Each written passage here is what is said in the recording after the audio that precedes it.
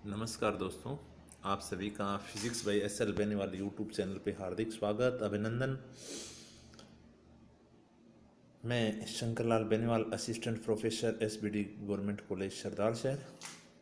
हम पढ़ रहे हैं BSc प्रथम वर्ष की सेकंड बुक की प्रथम यूनिट। और इससे पूर्व के वीडियो में मैं आपको जो 3 पॉइंट हैं वो करवा चुका हूँ। Dot and vector product, triple vector product and vector and scalar field, ये 3 पॉइंट हम कर चुके हैं। आज का हमारा पॉइंट रहेगा gradient of a scalar field. Gradient of a scalar field बड़ा अच्छा पॉइंट है। बड़ा प्रश्न भी आ सकता है, छोटा प्रश्न भी आ सकता है, ठीक है। Gradient of a scalar field, vector and scalar field पर मैं वापस से हल्का सा प्रकाश डाल देता हूँ कि वेक्टर एंड स्केलर फील्ड क्या है। अभी देखिए फील्ड क्या चीज़ होती है, जहाँ पर भौतिक राशि का मान किस पे डिपेंड हो, कोऑर्डिनेट्स पे डिपेंड हो, उन्हें क्या कहते हैं, क्षेत्र कहते हैं। A is a function of coordinate. Okay, ये अदिश क्षेत्र एंड सदिश क्षेत्र 2 प्रकार का होता है। अदिश क्षेत्र और सदिश क्षेत्र की अगर परिभाषा देखें तो अदिश भौतिक राशि का मान अगर कोऑर्डिनेट पे डिपेंड हो तो अदिश का क्षेत्र, और अगर सदिश राशि का मान अगर कोऑर्डिनेट पे डिपेंड हो तो वो सदिश का क्षेत्र। एग्जाम्पल के रूप में मैंने अदिश क्षेत्र में ताप, घनत्व, गुरुत्वीय विभव और विद्युत विभव के बारे में बताया, तथा सदिश क्षेत्र में आपको इंटेंसिटी के बारे में बताया। निरूपण अदिश क्षेत्र में सम अदिश पृष्ठ खींच के और सदिश क्षेत्र में आपके फील्ड लाइंस खींचकर किया जाता है, और इनकी विशेषताओं के बारे में मैंने बताया, और ये भी कहा कि इस पे छोटा प्रश्न आने की संभावना रहती है। अब हमारा आज का जो पॉइंट है वो पॉइंट रहेगा अदिश की प्रवणता, gradient of a scalar field. इसको अगर कहें तो टोटल डायरेक्शनल चेंजेज को क्या कहते हैं, अदिश की प्रवणता कहते हैं। अदिश की प्रवणता, डायरेक्शनल चेंजेस का मतलब समझिए आप, कोई भी आपकी स्केलर क्वांटिटी है, कोई भी आपकी स्केलर क्वांटिटीज है, वो क्वांटिटीज डायरेक्शन के साथ किस प्रकार से चेंज होती है, उसका जो अध्ययन है वो प्रवणता में किया जाता है, ग्रेडियंट में किया जाता है। नॉर्मली आपने एक चीज़ देखी होगी कि आप जो ग्राफ का ढाल निकालते हैं वो dy/dx equal to m equal to 10 वो प्रवणता ही होती है। वहाँ ढाल, यहाँ पे अदिश क्षेत्र की प्रवणता, इसका मतलब अदिश क्षेत्र किस प्रकार से चेंज होता है, वेरी करता है डायरेक्शन के साथ, वो अदिश की प्रवणता होती है। स्पेशल डेफिनेशन आएगी। सबसे पहले हम इसका ज्यामितीय विवेचना, ज्योमेट्रिकल इसका इंटरप्रिटेशन करते हैं, अपने ज्यामितीय विवेचना करते हैं। देखिए क्या है यहाँ पे, मैं आपको इससे पूर्व के वीडियो में ये भली भांति बता चुका हूँ कि किसी भी अदिश क्षेत्र को, कोई भी अदिश क्षेत्र है उस, यहाँ पे सॉरी, यहाँ पर सदिश क्षेत्र लिख दिया, सदिश नहीं है, ये अदिश है, ये गलत लिखा है। तो अदिश क्षेत्र सम अदिश पृष्ठ खींचकर, यानी स्पेस में क्या खींचे जाते हैं, सम अदिश पृष्ठ खींचे जाते हैं। उस पृष्ठ के प्रत्येक बिंदु पे अदिश का मान क्या रहता है, समान रहता है। ओके, तो अगर अदिश क्षेत्र का मान समान रहता है तो हम क्या करते हैं, 2 पृष्ठ खींचते हैं, S1 एंड S2। तो S1 पे मान जो है वो कितना है, 5 है, एंड S2 पे जो मान है वो 5 + D5 है। 5 प्लस क्या है, D5 है। ये देखिए मैंने क्या किया है, इसकी ज्योमेट्रिकल इंटरप्रिटेशन करने के लिए मैंने 2 पृष्ठ खींचे, S1 एंड S2, किसी भी एक 5 मैंने आपका सम अदिश क्वांटिटी ली, तो S1 पे उसका मान 5 है, एंड S2 पे, सॉरी 5 ना लिखें, 5 लिख दें, और S2 पे इसका मान 5 + D5 है। अब देखिए S1 पे कोई भी, S1 पृष्ठ पे कोई भी एक पॉइंट मैंने लिया, S1 पे एक कोई पॉइंट P लिया, एंड S2 पे मैंने कोई पॉइंट Q लिया। S1 पृष्ठ पे P लिया एंड S2 पृष्ठ पे मैंने कोई पॉइंट Q लिया। तो S1 के पॉइंट P पे जो मान है वो 5 है, एंड Q पे मान है वो 5 + D5 है। अब P एंड Q की जो पोजीशन वेक्टर हैं वो R vector and R + DR vector हैं, R + DR वेक्टर है, यानी P एंड Q के जो पोजीशन वेक्टर हैं वो क्या है, ये। और PQ का जो डिस्प्लेसमेंट है वो क्या है, DR है, वो क्या है, DR है। अब इसको दोबारा से मैं एक डायग्राम यहाँ बनाता हूँ, आप ध्यान से देखें। ये 2 पॉइंट लिए, अलग से बना देता हूँ। 2 पॉइंट मैंने लिए, एक पॉइंट P लिया और सेकंड पॉइंट मैंने Q लिया। ये स्थिति है, ये P लिया, ये Q लिया। P का स्थिति सदिश अगर आप R लेंगे एंड Q का अगर आप R प्लस dr लेंगे और दोनों के बीच में डिस्प्लेसमेंट वेक्टर को किस प्रकार से डायरेक्शन dr। अब यहाँ वेक्टर ट्रायंगल रूल देखिए, आप वेक्टर ट्रायंगल रूल देखेंगे तो ये रूल आपका r प्लस डी आर यहाँ पे और r प्लस डी आर आपका यहाँ पर। ओके, दोनों साइड से मान के हैं बराबर है, विपरीत क्रम में ट्रायंगल रूल मैंने लगाया। इसके अलावा मैंने कुछ नहीं किया। यहाँ पे ये जो P पॉइंट है ये S1 पृष्ठ पे है और Q जो पॉइंट है वो क्या है, S2 पृष्ठ पे है। ये आपका S1 पृष्ठ है और ये जो आपका है ये S2 पृष्ठ है। ओके, यहाँ पे मेरे विचार से किसी भी विद्यार्थी को दिक्कत नहीं होनी चाहिए इस चीज़ में।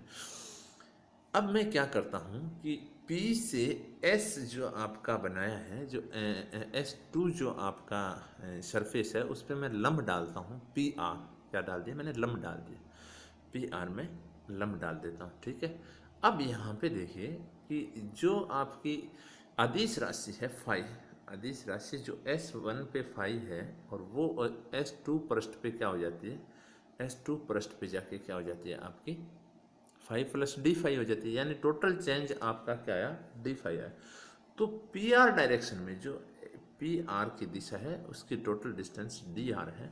तो यहाँ से देखिए PQ दिशा में, किस दिशा में, डायरेक्शनल आप ग्रेडियंट देख रहे हैं तो PQ दिशा में फाई में परिवर्तन यानी rate of change in scalar field equal to D phi by क्या आएगा, DR आएगा। डी फाई बाई क्या आएगा, DR आएगा। अब यहाँ पे D phi upon DR clear है, इस बात में आपको किसी तरीके का डाउट नहीं है कि P से जब Q पे पहुँचेंगे तो अगर आपके डायरेक्शन के साथ अगर आप देखें तो डायरेक्शन के साथ इसमें change D phi upon DR आ रहा है, कोई दिक्कत नहीं। अब आप यहाँ पे जो ट्रायंगल है उस ट्रायंगल को अगर देखें आप तो ये दूरियां मैं थोड़ी सी नोट कराऊंगा, ये बिंदु भी नोट करूंगा यहाँ पे। ये देखिए ये P पॉइंट, ये Q पॉइंट, ये डिस्टेंस DR, ये एंगल थीटा, ये 90 डिग्री और ये जो परपेंडिकुलर डिस्टेंस है उसको मैं DN नाम दे देता हूँ।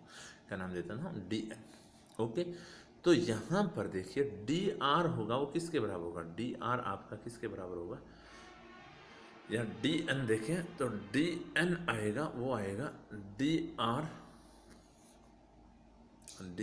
Cos theta, DR cos theta. Okay, यहाँ से क्लियर है DN। तो DR किसके बराबर है, अगर DR का मान अगर देखें तो DN by cos theta, DN by cos theta. Okay, DR का मान DN by cos theta.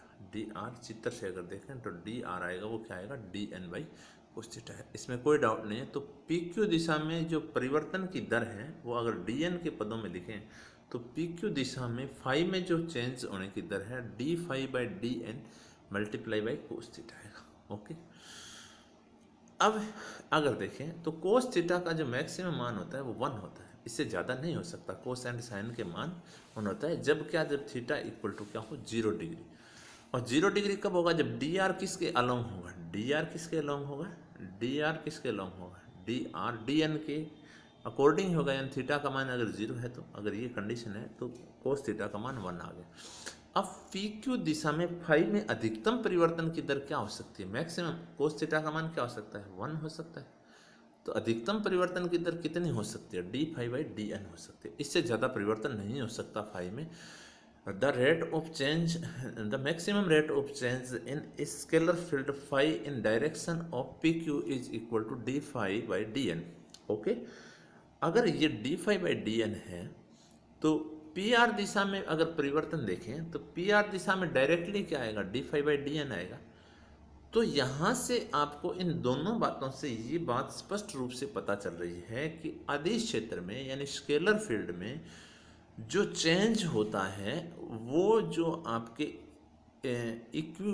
Scalar surface जो खींचे गए हैं उस सरफेस के परपेंडिकुलर क्या होता है, मैक्सिमम होता है। अर्थात अदिश क्षेत्र में परिवर्तन पृष्ठ के परपेंडिकुलर या पृष्ठ के लंबवत क्या होता है, अधिकतम होता है। अब मैं डेफिनेशन पे आता हूँ, क्या डेफिनेशन है देखिए, किसी अदिश क्षेत्र में अदिश फलन के अधिकतम परिवर्तन की दर को क्या कहते हैं, अदिश क्षेत्र की प्रवणता कहते हैं। अब मैंने फिजिकल इंटरप्रिटेशन करके आपको बताया कि किसी भी स्केलर फील्ड में maximum rate of change is called gradient of scalar field. Okay, तो किसी अदिश क्षेत्र में अदिश फलन के अधिकतम परिवर्तन की दर को क्या कहते हैं, अदिश क्षेत्र की क्या कहते हैं, प्रवणता कहते हैं। आगे होगी डेफिनेशन समझ में आपके। अब देखो इसको किस प्रकार से रिप्रेजेंट कर देते हैं, यानी एक स्केलर फील्ड फाई है जिसको ग्रेडियंट फाई अगर नाम दें, ग्रेडियंट फाई, इसको डेल फाई से लिखा जाता है। ये D phi by D N, अधिकतम परिवर्तन क्या आएगा, del phi by del N, N cap, या फिर अगर आप आर के पदों में लिखें तो आपको मैक्सिमम लिखना पड़ेगा और डायरेक्शन होगी वो क्या होगी, एन कैप की दिशा में होगी। अब अगर आप देखें इसके डायरेक्शन भी मैंने अलग से पॉइंट बनाए हैं। तो अदिश फलन की जो प्रवणता होती है वो हमेशा याद रखी जाए कि ये एक वेक्टर क्वांटिटी होती है। किस प्रकार की राशि होती है, ये सदिश राशि होती है, वेक्टर क्वांटिटी, जिसकी जो डायरेक्शन होती है वो पृष्ठ के लंबवत होती है। अब यहाँ पे आप कहेंगे कि सर पृष्ठ के लंबवत कौन सी, जो आपके फाई जो क्वांटिटी है वो S1 पर ये है, तो इसके परपेंडिकुलर डायरेक्शन DN की डायरेक्शन है, तो इस DN के अकॉर्डिंग ग्रेडियंट की डायरेक्शन होगी। और अब पता ही है मैक्सिमम किस डायरेक्शन में होगा, इसके परपेंडिकुलर होता है तो डायरेक्शन आपकी परपेंडिकुलर रहेगी, जो सरफेस है आपका इक्यू स्केलर सरफेस जो आपका है। अब प्रश्न यहाँ पे क्या आता है, प्रश्न ये आता है कि अदिश क्षेत्र की प्रवणता को परिभाषित कीजिए, define the gradient of a scalar field and gradient of a scalar function in Cartesian coordinate, derive gradient of a scalar field in Cartesian coordinates, यानी कार्तीय निर्देशांक पद्धति में ग्रेडियंट ऑफ स्केलर फील्ड का मान ज्ञात कीजिए, ये आपका प्रश्न आता है। तो देखिए आपने क्या लिखा कि ग्रेडियंट की जो डेफिनेशन है उस डेफिनेशन से gradient of phi equal to D phi by D N N cap होता है। ओके, कोई दिक्कत नहीं है यहाँ पे। अगर विस्थापन सदिश की बात करें तो D x i cap, d y j cap, D z k cap आएगा। डिस्प्लेसमेंट वेक्टर आपका ये रहेगा। अब अगर इसका डॉट मल्टीप्लाई कर दें, डिस्प्लेसमेंट वेक्टर का समीकरण एक से अगर डॉट प्रोडक्ट कर दें तो आपके पास ये समीकरण आ जाएगी, gradient of phi dot D R vector equal to D phi by D N N cap dot D R, N cap dot D R. अब यहाँ पे जो एन कैप डी आर जो मेरे पास आया, इसका मान देखिए पीछे के डायग्राम में आपको दिखाता हूँ। एन कैप की डायरेक्शन ये रहेगी, एन कैप की डायरेक्शन ये रहेगी और ये रहेगी आपके डी आर की डायरेक्शन। इनके बीच का एंगल कितना है, थीटा है। तो यहाँ पे अगर डी आर का मोड और एन कैप का मोड और कोस थीटा अगर लें तो यहाँ पे एन कैप की वैल्यू तो 1 होगी, तो डी आर का magnitude D R cos theta, तो ये किसके बराबर आएगा, डी आर कोस थीटा के बराबर आएगा। जो आपके पास ये जो राशि है N cap dot D R किसके बराबर आएगा, डी आर कोस थीटा है। क्या आएगा, डी आर कोस थीटा है। अब डी आर कोस थीटा आपने किसके बराबर लिखा है, डी आर कोस थीटा किसके बराबर था, डी एन के बराबर था। किसके बराबर था, डी एन के बराबर था। तो अगर डी एन की बात करें तो डी एन के बराबर आया और डी एन से आपका डी एन क्या हो जाएगा, कैंसिल हो जाएगा। तो यहाँ पे डी फाई का मान क्या है, gradient of phi dot D R है।